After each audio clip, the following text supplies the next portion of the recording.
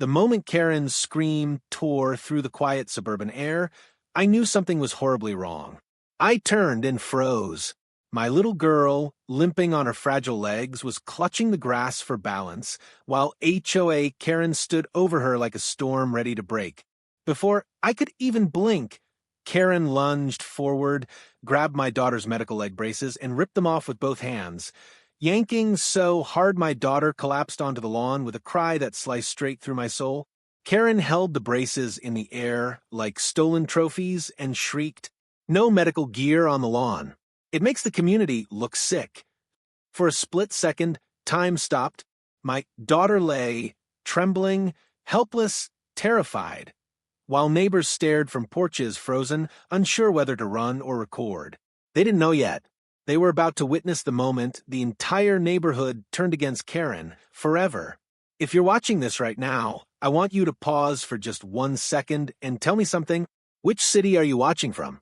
Go ahead and comment it below, because today's story, it's not just a story, it's a wake-up call. A reminder that sometimes the people who pretend to protect the neighborhood are the very ones destroying it from the inside. Before we start, make sure you hit that subscribe button, because the moment you hear what happened to my disabled daughter right in our own front yard, you'll understand why no parent should ever feel alone in moments like these. All right, let's begin. It was supposed to be the calmest day of our week. My daughter just wanted to feel the sunlight on her face, the breeze in her hair, and sit on the grass she loved so much. A simple thing, something every kid deserves. She had worked so hard relearning how to walk with her custom leg braces after her surgery. They weren't just metal and straps. They were her freedom, her chance to stand tall like every other child. But freedom has enemies, and in our neighborhood, that enemy wore overly tight cardigans, carried a clipboard like a weapon, and believed the entire world had to bend to her twisted definition of community perfection. HOA Karen. I didn't know it then, but the moment my daughter stepped onto that lawn, Karen had already decided something unforgivable, and it would turn into the single most horrifying moment of our lives, one that the neighborhood still talks about to this day. The sun was warm that afternoon, the kind of gentle warmth my daughter lived for. After months of physical therapy, countless hospital visits, and more tears than any child should ever shed, she had finally reached a point where she could take a few careful steps with her leg braces.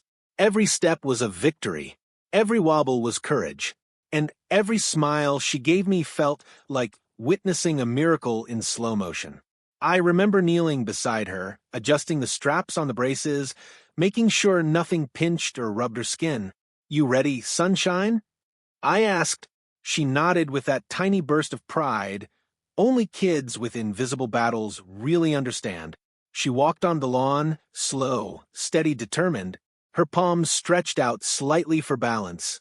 Her soft brown ponytail swayed behind her, and for the first time in a long time she looked free. I stood a few feet away, ready to catch her if she slipped, but also letting her enjoy her independence. The neighbors across the street smiled at her bravery. I heard someone whisper, "She's doing so well," but all it took was one pair of eyes to change everything. Karen. She emerged from her house like a shadow, the screen door slamming behind her. Tight-lipped, shoulders stiff, clutching her HOA clipboard like she was patrolling a military base, not a peaceful suburban street. Her heels clacked against the pavement in sharp, angry beats that always made kids straighten up like they'd done something wrong. My stomach tightened. She wasn't just walking, she was targeting. I knew that walk. Every parent in the neighborhood knew that walk. "Great," I muttered under my breath. "Here we go again." Karen marched straight toward us, her face scrunched like she smelled something rotten. Her eyes locked on my daughter, not with concern, not with curiosity, but with disgust. Actual disgust. "Excuse me," she barked, waving her clipboard like a traffic baton. "What is that on the grass?" I blinked. What do you mean?" "That." She pointed at my daughter like she was pointing at a trash bag. "The medical hardware. The metal thingies. They are not allowed on community visible property." My daughter froze, not from fear at first, but confusion. She didn't understand why a grown woman was yelling about her braces. She looked at me, her eyes wide, silently asking, "Did I do something wrong?" "No medical gear on the lawn," Karen repeated, louder this time, as if she wanted every neighbor, every dog, every passing breeze to hear her. I stepped forward. "Karen, these are leg braces. She needs them to walk. She just had surgery." "I don't care," she snapped, stabbing her pen toward the ground. "They make the neighborhood look like a clinic. Homeowners' rules are very clear. No medical devices in visible outdoor spaces. That rule is about equipment left outside," I said, trying to stay calm. "Not about children wearing what they need." Karen scoffed like I'd personally offended her existence. "Same thing." My daughter was trembling now, clutching her knees. Her confidence shattered in seconds. I crouched beside her. "It's okay, sweetheart. Ignore her." But Karen wasn't the type to leave anything alone. She stepped closer, invading my daughter's space, peering at the braces like she was inspecting a violation sticker. "This is unacceptable," she hissed. "These are an eyesore, and they violate the aesthetic of this community." I stood up straighter. "Back off, Karen." "Oh, so now you're threatening me?" She gasped dramatically, loud enough for neighbors. She loved an audience. She thrived on it. "I knew you people didn't respect the HOA. "Karen, she's a child," I said through clenched teeth. "She is recovering from major surgery. 5 minutes, just 5, you could try being human." Karen took a sharp breath, her face reddening. I could practically see her brain heating like an overworked engine. And then she noticed a tiny indent in the grass where my daughter had stepped. Her eyes widened. Her face twisted. She snapped, "Oh no, no, no, no. She is damaging the lawn. Do you have any idea how much we spend on maintenance? Medical gear makes dents." "They're footsteps, Karen," I said. "Grass grows back." "Not if it's trampled by heavy metal," she shrieked. Before I could react, she lunged forward. My daughter squealed in fear, stumbling back, but her legs weren't strong enough to move fast. Karen grabbed one brace, hard. "Hey!" I yelled, reaching out, but Karen yanked again, and again, like she was trying to rip off a sticker from a window. My daughter screamed, a sharp, terrified sound that echoed down the block. "Stop!" I roared, but in that split second of horror, Karen used all her strength and ripped the braces off her legs. My daughter collapsed instantly, hitting the ground with a sob that tore through me. The braces dangled from Karen's hands like trophies. Kids froze. Neighbors gasped. One woman dropped her grocery bag. Karen held the braces high above her head, victorious, unhinged, triumphant. "And no medical gear on the lawn," she screamed so loudly it startled birds from the trees. "This is my community." My daughter lay shaking, tears pouring down her face, her legs unable to hold her anymore. She reached for me, helpless, terrified, and in that moment, with the entire neighborhood watching, something inside me shifted. Karen wasn't just enforcing rules. She was declaring war, and she had no idea what she had just started. For a moment, the whole street felt like it was holding its breath. The wind stopped. The birds stopped. Even the sun felt dimmer, as if the universe itself was stunned by what Karen had just done. My daughter lay on the grass, trembling, her bare legs curled in pain. Without the braces, they couldn't support her weight at all. She looked so small, so fragile, and so terrified. The type of fear that stays with a child long after the moment is over. I rushed to her, sliding my arms under her carefully, whispering, "I've got you, sweetheart. I'm here, you're safe now." But she wasn't safe. Not yet. Because Karen was still standing there, panting like she had just fought off an intruder, her hair messy, her face twisted with self-righteous rage, gripping the leg braces as if she had confiscated weapons. Then she pointed at me. "You are violating HOA regulations," she declared. "Your daughter endangered community standards by wearing medical gear on the lawn." I stared at her, stunned. "She endangered what?" Karen stomped a step closer, shaking her clipboard. "Section 4, paragraph 7. No visible medical devices shall disrupt visual harmony in outdoor spaces. She's not a lawn ornament. I snapped louder than I meant to. She's a child recovering from surgery. Karen rolled her eyes, actually rolled her eyes, like I was inconveniencing her with basic humanity. That's not my problem, she spat. Rules are rules, and your child is damaging our property value. A murmur rose behind us. Neighbors had gathered, some still frozen with shock, others with phones raised, a few whispering angrily amongst themselves. For the first time that day, I wasn't the only one confronting Karen.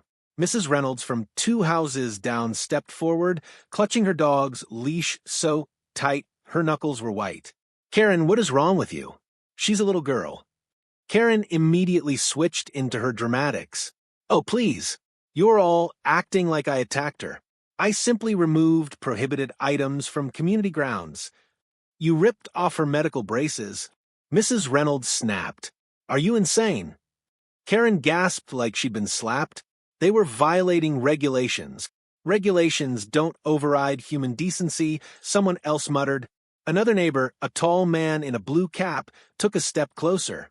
Karen, the HOA rules don't apply to mobility aids. Everybody knows that. Karen spun toward him.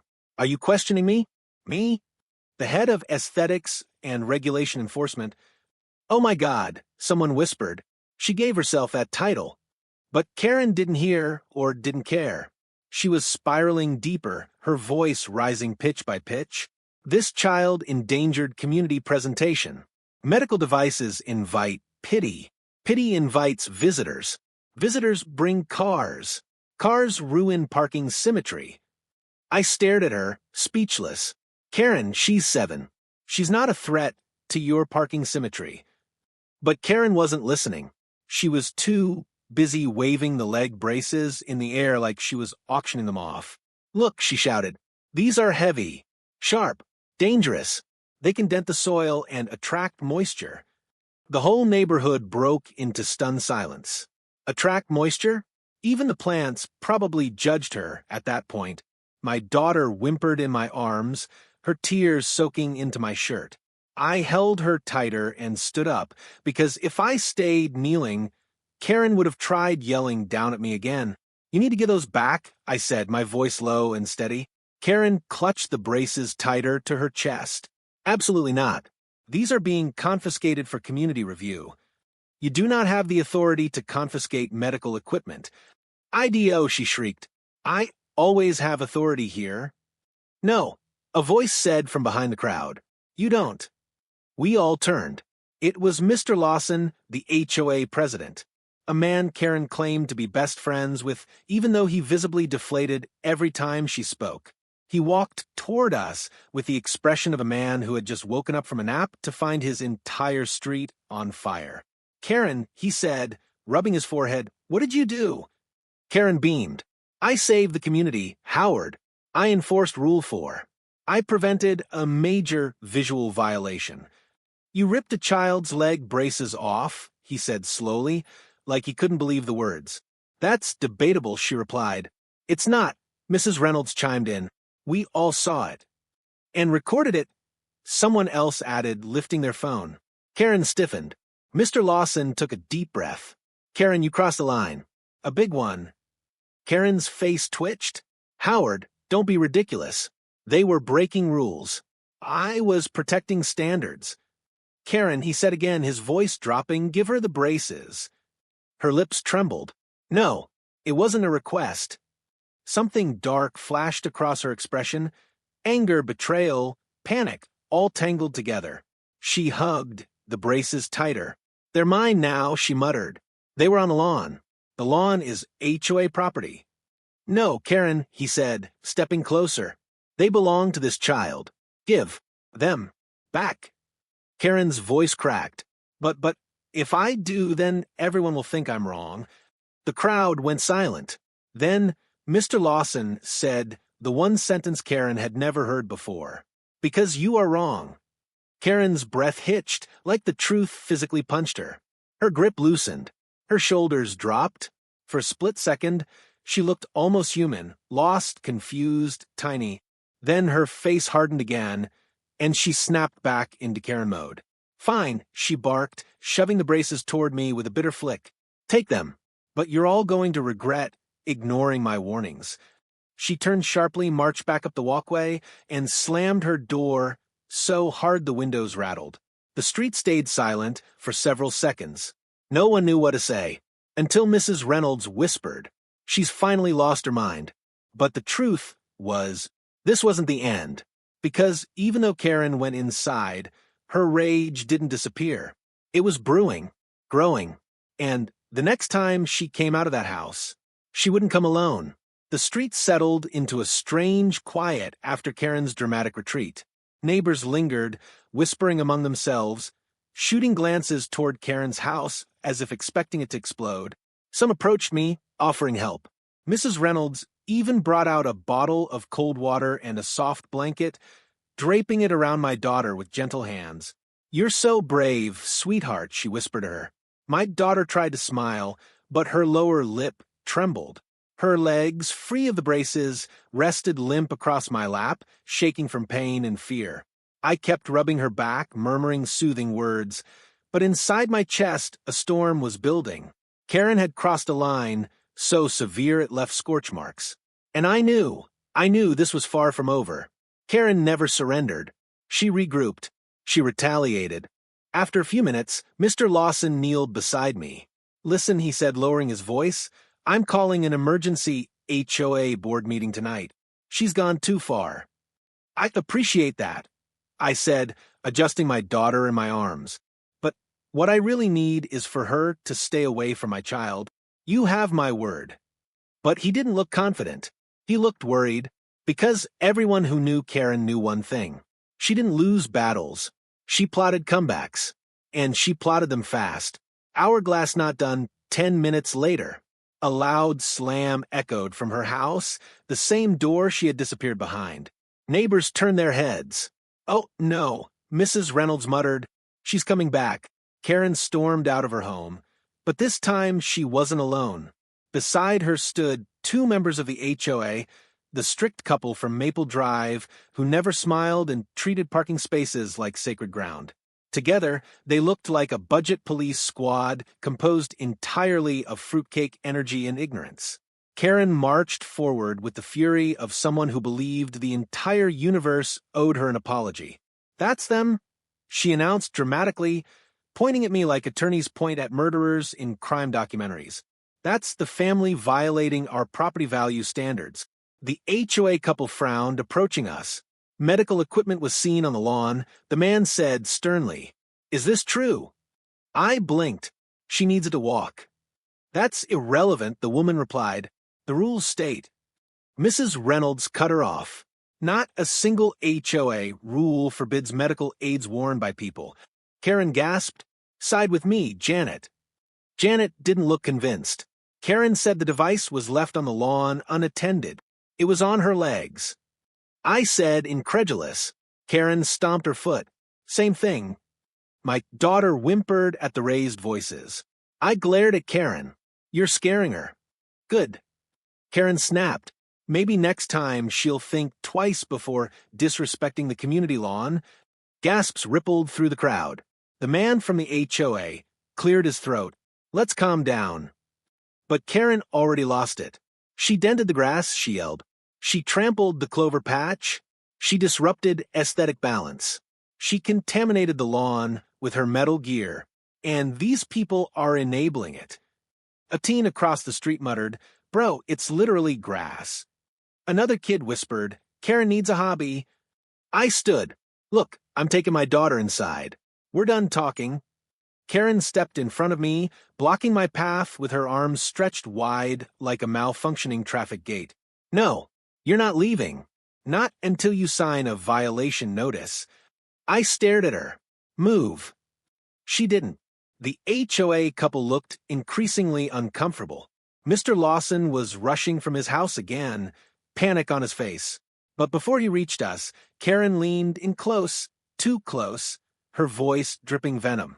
"You think you can make me look wrong in MY neighborhood?" she hissed. "This isn't over." I run this community. No, I said quietly. You terrorize it. Karen's face contorted, a balloon about to pop. Suddenly, she snatched her phone from her pocket and raised it high. I'm filing a formal complaint for harassment. Someone laughed, then someone else. Karen's face turned red. Stop laughing, she screamed. But the neighborhood couldn't help it. The absurdity had finally tipped into comedy. Mr. Lawson reached us. Karen, you need to go home now. I won't, she shrieked. I won't let them ruin this community. They're not ruining anything, he said sharply. You are. Karen's chest rose and fell rapidly. She was losing control, not just of the situation, but of her own narrative. Her grip on the HOA couple was slipping. Their expressions were shifting from loyalty to doubt. She saw it. She panicked. And then she made the worst decision yet. She pointed at me, her voice shaking with fury. Fine. If the HOA won't enforce the rules, then I'll do it myself. The street fell silent. What does that mean? Mrs. Reynolds asked, narrowing her eyes. Karen's lips curled into a smile, a cold, unsettling smile. It means, she said, I'll make sure they regret ever moving here. A chill crept down my spine. Karen slowly turned and walked back toward her house, her steps measured, her posture rigid.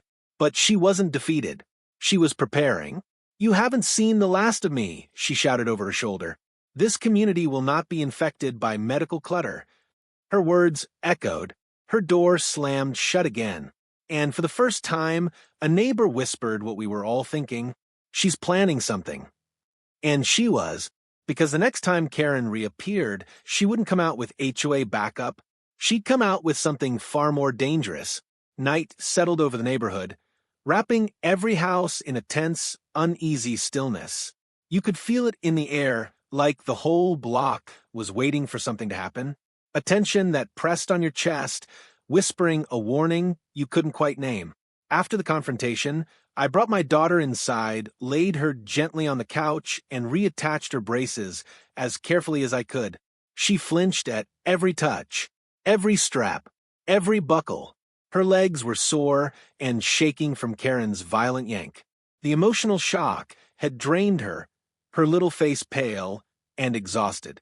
Daddy, why did she hate me? She whispered at one point. I swallowed hard. She doesn't hate you, sweetheart. She hates anyone she can't control. My daughter nodded softly, though I could tell she didn't fully understand. She rested her head against my chest, and I stayed there with her until her breathing steadied. But even with the lights dimmed, even with the TV playing soft cartoons, I was listening for footsteps, for doors, for Karen's voice. Because someone like her didn't end the day quietly. Karen wasn't the kind of threat that fizzled out. She was the kind that escalated. And she did. Hourglass not done, 8:47 p.m., the first sign. A loud thud smashed against our front door.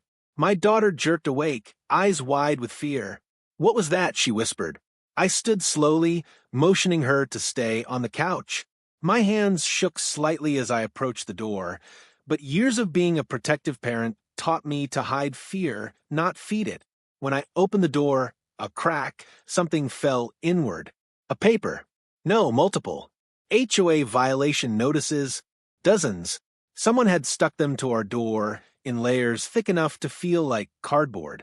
Each one had the same line. Medical equipment on display, final warning. My blood boiled. I knew exactly who left them. But before I could react, thud. Another hit. Not the door this time. The window. I rushed to the curtains and peeked out. There she was, Karen, standing in the middle of the street, holding her phone like she was filming a hostage situation. Next to her, a tripod-mounted spotlight aimed directly at our house, blindingly bright. What is she doing? I muttered. Then her voice boomed through a portable speaker she'd connected somehow. This house is in violation of community health aesthetics. Neighbors peeked from behind curtains. My daughter whimpered and crawled closer to me. Karen continued, pacing like a deranged newscaster broadcasting to her imaginary army. They allow medical gear outside. They endanger the visual standards of our community. This is a public notice. I exhaled slowly. This wasn't anger anymore. This was obsession. I opened the door. Karen, turn that off and go home. She spun, eyes wild. There he is, the violator. Before I could respond, she marched up with something in her hand. A camera? A phone? No, a pair of scissors. What are you doing with those? I demanded. She held them up proudly. Property improvement. If you won't follow the rules, I will enforce them myself. My stomach dropped. She wasn't here for the lawn. She was here for my daughter. And before I could stop her, Karen sprinted toward the side gate leading to the backyard. My heart shot into my throat. I yelled her name, but she was already through. I ran after her, nearly slipping in the grass. But Karen reached my daughter first. My little girl, hearing the commotion, had stepped outside, clutching the railing with trembling hands. Her braces gleamed in the porch light. Karen froze at the sight, her face twisted, and then she screamed. I told you. No medical gear on the lawn. She lunged toward my daughter, scissors raised. My daughter's eyes widened with pure terror. She tried to step back, her knees locked, her braces stiff. I saw the moment she realized she couldn't run. I launched forward, adrenaline exploding through me. Karen swung the scissors toward the straps on my daughter's leg braces, aiming to cut them off. My daughter screamed. I grabbed Karen's wrist, mid-swing, twisting hard. The scissors clattered to the ground. What is wrong with you? I roared. Karen's chest heaved. I'm enforcing community standards. You're attacking a child. She's damaging the lawn. She's contaminating the HOA with medical clutter. Neighbors flooded into the yard, dozens of them now, forming a circle around Karen. Mrs. Reynolds pointed at her. You've finally lost it. Mr. Lawson stepped through the crowd, his voice shaking with fury. Karen, you are done. Karen laughed, an unhinged laugh that chilled the night air. You think you control the HOA? I am the HOA. No, he said, stepping closer. You're a danger. Karen's face contorted. I'm the only one enforcing order. You're getting arrested, someone muttered. My daughter started crying again, clinging to my leg. And then it happened. Karen snapped. She pushed me aside with surprising strength and lunged for my daughter again. But 3 neighbors grabbed her arms before she could get close. She thrashed, screamed, kicked, spit, clawed at the air. But she was restrained. It's over, Mr. Lawson said firmly. No. Karen shrieked. It's not over. That child is still ruining the neighborhood. She has to go. She has to. Call the police, I said quietly. Karen froze. Her eyes widened in real fear for the first time. Wait, no. But the neighbors didn't hesitate. Because tonight, everyone saw who she really was. A threat, a danger, a person who would hurt a child for the sake of a lawn. But what none of us knew then was this. Karen's arrest wouldn't be the biggest twist. The biggest twist would come from someone else. Someone we never saw coming. Someone who had been watching from the beginning. The yard buzzed with frantic voices, neighbors pacing, whispering, arguing, trying to make sense of the insanity that had just unfolded. My daughter clung to me, shaking so hard I felt every tremor. The night air was cold now, sharp against our skin, and it carried a thick tension that wrapped around every person in that yard. Karen, restrained by 3 neighbors, was still thrashing, her hair wild, eyes unfocused, her mouth spilling every rant she'd memorized over the years. This neighborhood is mine. I make the rules here. That child is a violation. You'll regret calling the police. Mr. Lawson stepped closer, jaw clenched. Karen, stop. Please. You're making this worse. But Karen had crossed the line long ago. Her words had lost meaning. This wasn't an HOA dispute anymore. This was a neighbor who had spiraled into something dark, obsession, cruelty, control. And now the entire street was witnessing her downfall. Then sirens, red and blue lights reflected off every window, every car bumper, every trembling face. The police cruisers pulled up fast, their tires grinding against the asphalt. Within seconds, 2 officers stepped into the yard. That's when everything changed. Because the moment one officer lifted his flashlight and saw my daughter, her braces dented, the straps half cut, her face streaked with tears, his expression hardened. He turned to me. "Sir, what happened?" Before I could speak, Karen screamed, "Officer, arrest them.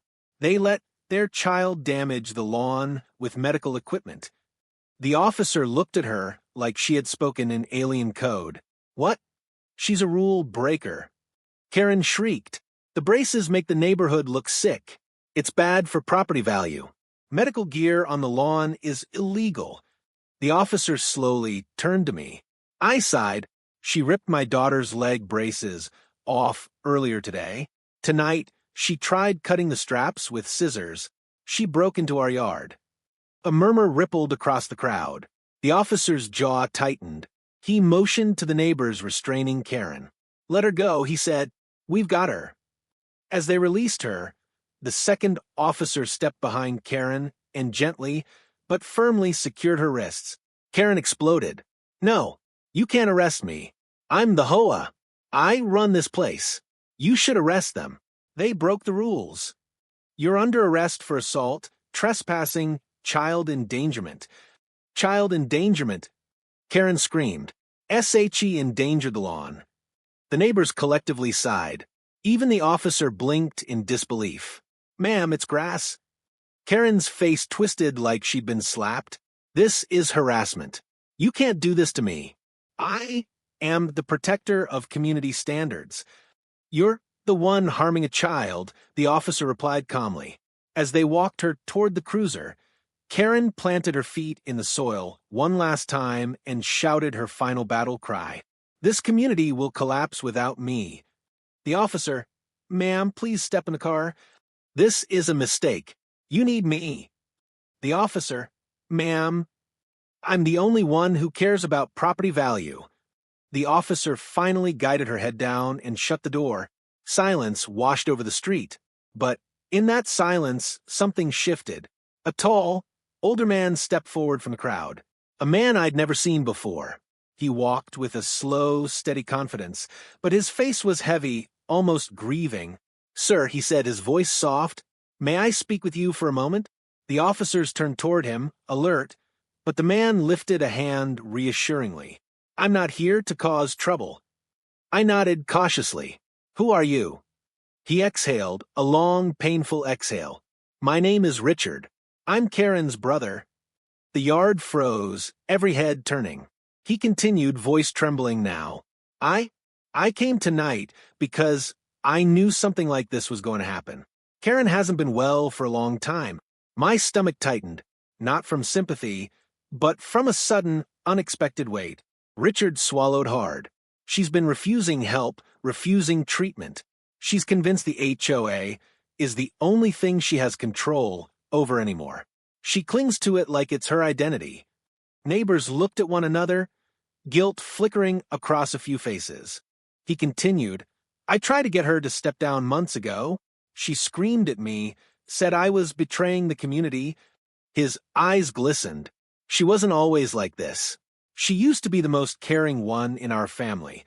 The crowd shifted uncomfortably. Richard looked at me then directly. "I am so sorry for what she did to your daughter. She crossed a line she can't come back from. She needs help, real help, and tonight maybe she'll finally get it."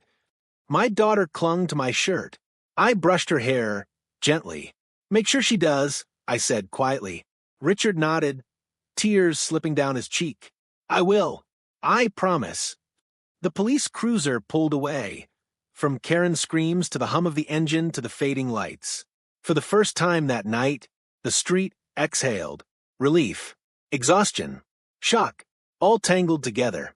But what no one expected was what happened next. Because the moment Karen disappeared up the road, a neighbor stepped forward, the last person anyone expected to speak up. A neighbor with information that would flip the entire story on its head and reveal exactly why Karen snapped in the first place. The police car vanished into the distance, its fading lights leaving behind an eerie quiet. The kind of quiet that comes only after chaos. Neighbors lingered in clusters, whispering in low tones, processing the shock of what they had witnessed. My daughter sat on the porch steps beside me, wrapped in a soft blanket someone had brought from their house. Her braces were secured again, but the emotional bruises ran deeper than anything metal could fix. She leaned against my side, clutching my arm with the kind of grip only fear can create. That was the moment a figure stepped out from the back of the crowd. Mr. Anders, the old, quiet neighbor from the corner house, the one who rarely spoke. A man so gentle he fed stray cats, but wouldn't join block parties because he said too many people make him nervous. He walked toward us slowly, his hands clasped in front of him. "Sir," he said softly, "there's something I need to tell you." The neighbors turned. Even the officers paused. "What is it?" I asked, shifting to face him fully. He wet his lips, nervous. "Earlier today, before any of this happened, I overheard Karen on the phone." My stomach tightened. "With who?" I asked. "I'm not sure," he replied, but she was panicked. She kept saying, "They're going to replace me. The board doesn't need me. I need to make myself essential." A cold wave rolled down my spine. He continued. Then she said, "People only listen when there's a threat. I'll create one if I have to." The entire yard froze. Mrs. Reynolds whispered, "Oh my God." He nodded, sadness in his eyes. She didn't mean your daughter specifically, I think, but she was desperate, afraid of losing her purpose. She was looking for a target, something she could use to prove we needed her. He swallowed. And when she saw your daughter, she made her the symbol of the threat she invented. I felt the air leave my lungs. So it had all been premeditated. Not the exact action, but the mindset, the motive. Karen's meltdown wasn't random cruelty. It was deliberate desperation. She needed a villain to stay relevant. And she chose a child. My daughter leaned closer, whispering, "Daddy, did I do something bad?" I knelt down and held her face gently between my hands. "No, sunshine. You did nothing wrong. Some people break on the inside, and when they break, they hurt others because they don't know how to ask for help." She nodded softly, though I saw confusion flicker in her eyes. Nearby, Mr. Lawson raised his voice so everyone could hear. "This community will be changing after tonight. No more unchecked power, no more fear, and definitely no more Karen-style enforcement."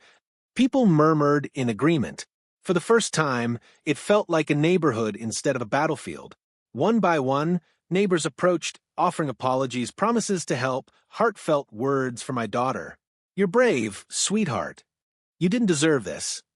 If you ever need anything, you call us." My daughter even managed a tiny smile when a little girl brought her a small stuffed bear. But as the crowd began to fade back to their homes, something settled in me. A message, one I knew I needed to share, not just with my daughter, but with anyone watching our story. I lifted her into my arms and carried her inside. She laid her head on my shoulder, exhausted but safe. Once inside, I tucked her into bed. Her eyes fluttered closed, almost immediately, finally able to rest without fear of Karen bursting through a door. I stepped into the hallway and turned out the light, but I didn't close the door. Not tonight. I wanted her to know her safe space stayed open. Then I sat in the quiet of the living room and breathed deeply. Because tonight wasn't just about an HOA bully. It wasn't just about rules or grass or braces.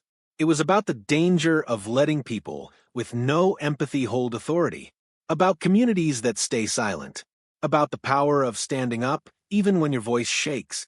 About protecting those who can't protect themselves. And it was about something even bigger.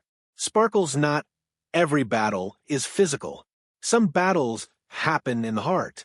And compassion, real compassion, is what wins them. As I watched my daughter sleep peacefully for the first time in hours, I whispered a promise, one for her and for every parent watching.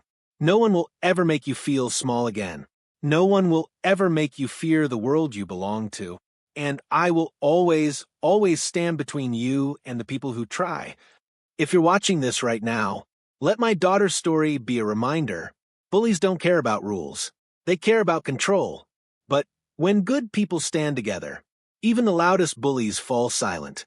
Drop a comment telling me which city you're watching from, and hit subscribe if you believe every child deserves safety, dignity, and a community that protects them. Because the more we speak out, the fewer Karens get to hide behind clipboards and power. And trust me, our fight isn't over. Not here. Not anywhere.